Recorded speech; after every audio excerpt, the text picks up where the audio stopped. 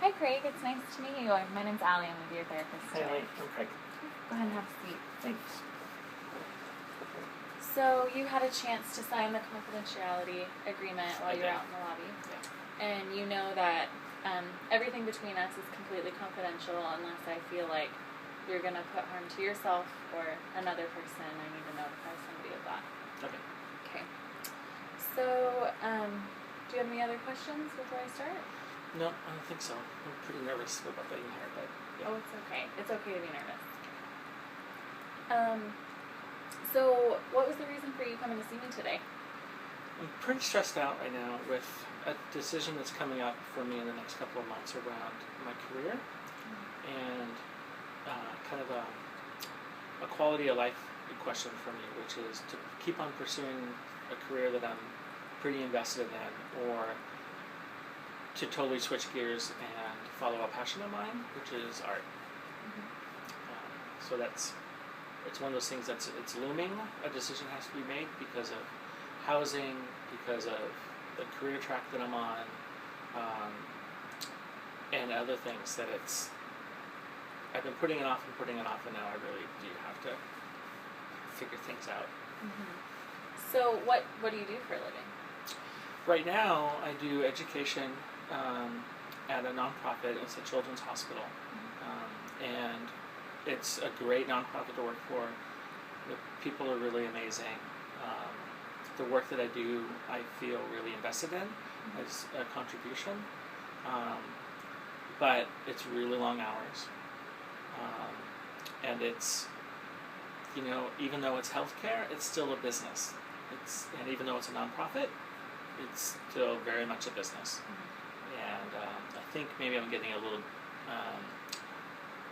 fatigued by not only the population and the kind of the issues that our population ends up serving, but also the business model behind it. So what kind of art are you interested in?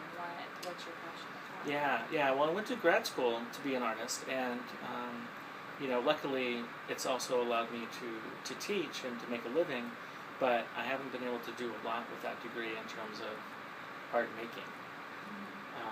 So right now, a lot of the practice that I do is making short films, and they get screened at film festivals nationally and internationally. But because of how fast-paced my work is, I have to cram that art making into little pockets of time.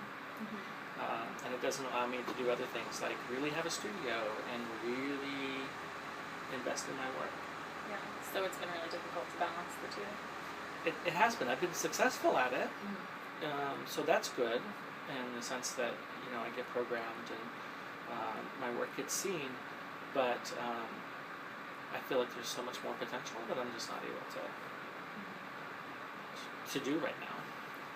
So are you feeling like you need to just pick one or the other? You won't be able to keep doing both much longer?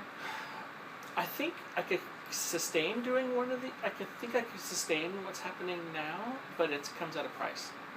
So if I keep on doing my career track, working on a nonprofit, doing education, I'll make money at it. I'll be financially stable, and I'll be, sane. But I would continue to have to find ways to make my art fit, and I'm getting to this kind of point in my career track where I either need to invest 100%, I think, in one or the other, in order to move up to the next level. So have you ever thought about making a list of pros and cons to see? I haven't. I mean, I guess I've always got one running in my head, but never really writing it down concretely. I think maybe just visually seeing the two different sides of it might make you look at it in a different way that you wouldn't have looked at it before. Okay. So I think for our next session, I'm going to ask for you to make a list of pros and cons of if you were to continue with the art side of things or continue doing your job the way that it is now. So we'll have you do that for next week. So what is it that makes you happy? Well, I mean, I think art is going to make me happy, but it's a bit of an unknown because even when I was going to grad school, I was working full time, and so I've never really given myself a chance to explore that fully. And I'm a bit worried that it's one of those scenarios where the grass is always going to be greener. Like, it sounds attractive now because I'm working my ass off in my other job, and anything would sound attractive compared to doing what I'm doing right now.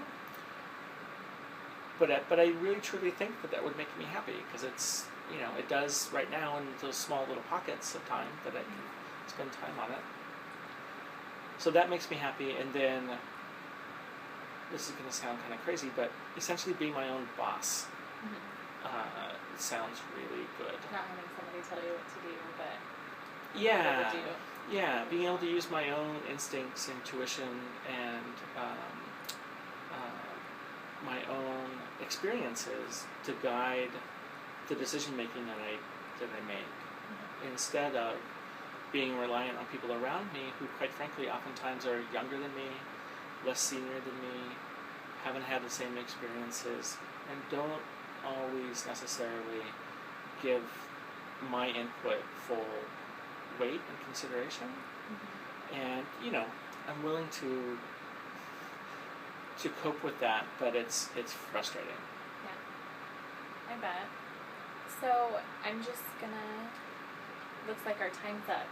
So for next week, I'm gonna have you make a list of pros and cons, and we'll go over it the next time we're together. So thank you so much for coming in today. It was really nice to meet you. Yeah, of course. Thank you. Of course. Thanks, I appreciate it.